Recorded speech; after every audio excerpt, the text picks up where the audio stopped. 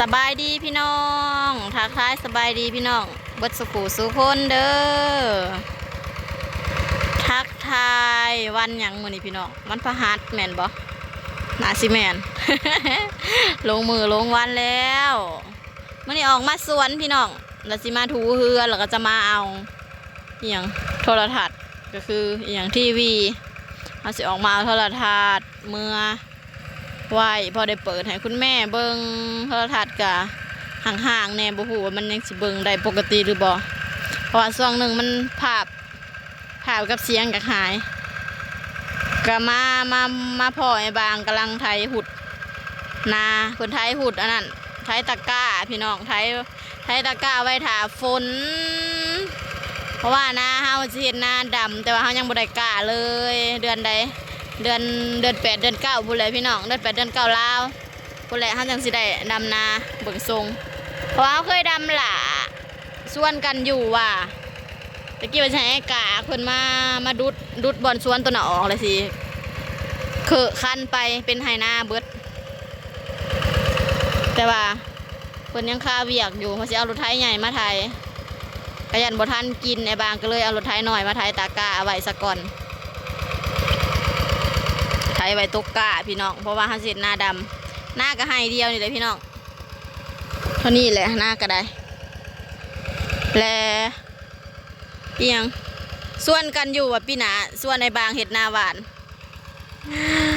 ไอ้บางเรากะสิว่าไม่ยังกะกูนี่ ไม่ยังกะไอ้บางพี่น้องเป็นให้ทุกอย่างเป็นให้น้องเป็นให้พ่อให้แม่ได้ทุกอย่าง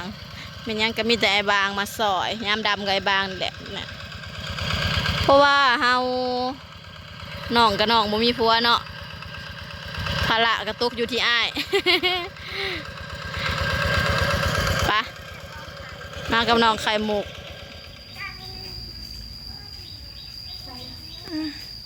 ตอนนี้เขากับปาเพื่อนแล้วเลยพี่น้องเดี๋ยวจะมาทูพื้นแบบนี้ก็จะเอาตู้เมืองไหนบางสรุปท้ายเมืองใส่เกลืออันนี้ตู้แล้วก็เราทำโทรศัพท์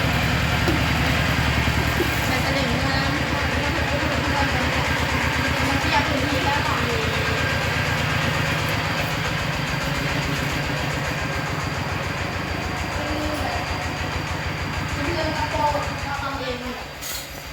ได้เลย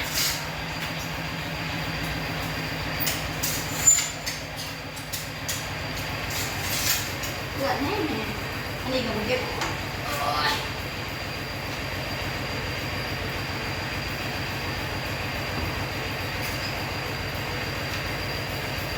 ชูก็สิบร้อนปันได้เด้อ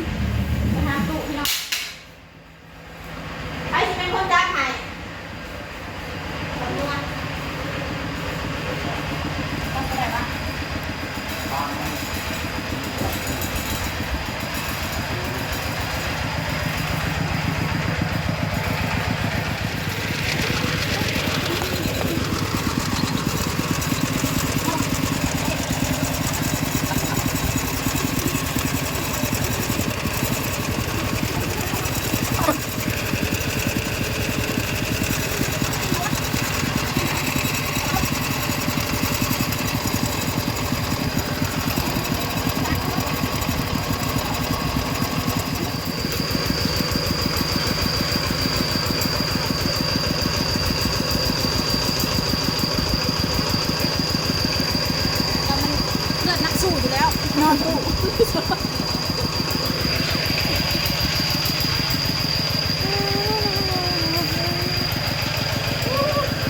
คนเก็บกระตุ้นมาหุบ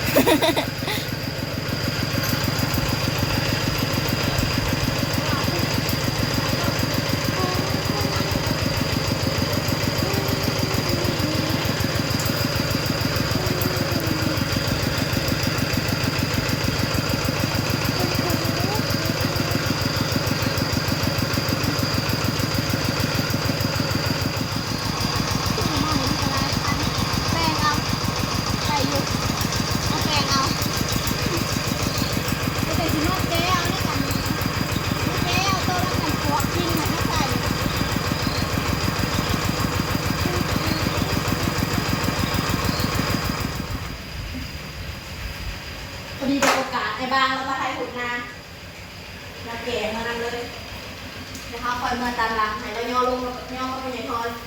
ไปใหญ่ทอนอยู่น้ำยาอยู่ในบ้านบรรยากาศครึ้มฟ้าครึ้มฝนพี่น้องเอ้ยพายุเนาะพี่สิแม่จะมือไหนฝนสิตกแห้งไอ้บ้างมาสิเอาของผูกลงหาฝนจริงๆตกกะเลยพี่น้องชิมเลยเนาะลมขัดเนาะแต่พอดังมะนาวมันอยู่ยังเกาะอ่อนๆถ้าฝนตกอ่ะนี่อยู่นี่นะเย็นสบายคุณปะน้ำมะนาวฝนตกฝน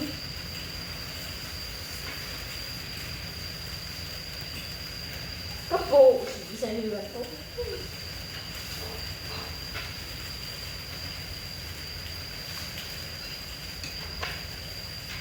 ทำหนึ่งมันก็บอกบอลเท่าไว้โตไว้ยังตะกี้ดิอันนี้เอาหน้ามาละ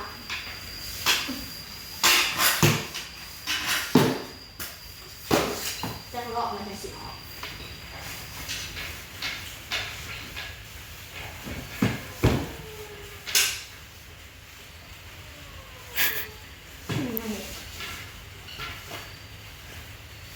ไม่แบบหยิบเนี่ย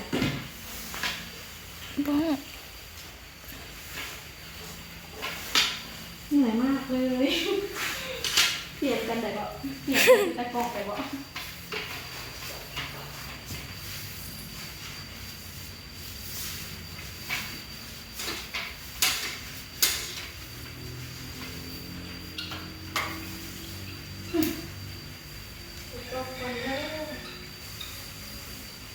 หยุดก่อนค่ะ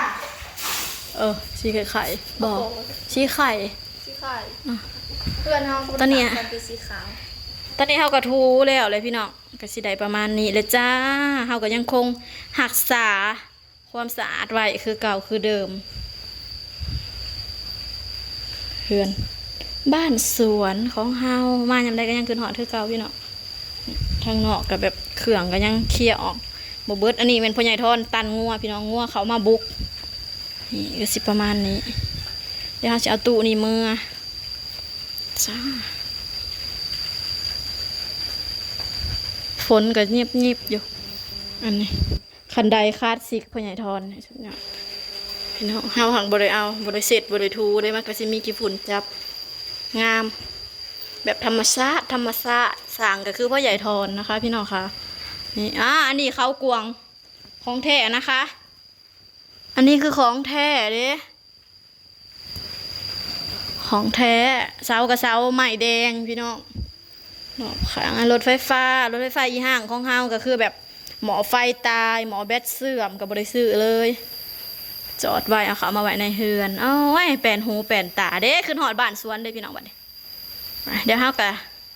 สิพากันเมื่อแล้วล่ะพี่น้องหิวเขาเลยกับร้านน้องมะนาวกับมาน้ำบางผลิตอยู่เทิงแบบซีนี่มันถ่ายมันขึ้นกล้องคักเนาะพี่น้องดาวทาบ้านหลังใหม่ดาวก็จะทาซีนี่แหละข้างในบ้านโอเคพี่น้องสำหรับคลิปนี้ดาวก็ขอจบคลิปไปเพียงสำนีก่อนจ้าฝากพี่น้องกดไลค์กดแชร์ฝากเป็นกำลังใจให้ดาวในเด้อพี่น้องเดี๋ยวในต้นไม้กับแบบต้นยางกับเขียวสะอุ่มแบบปกคลุมสวนไปเบิดเลย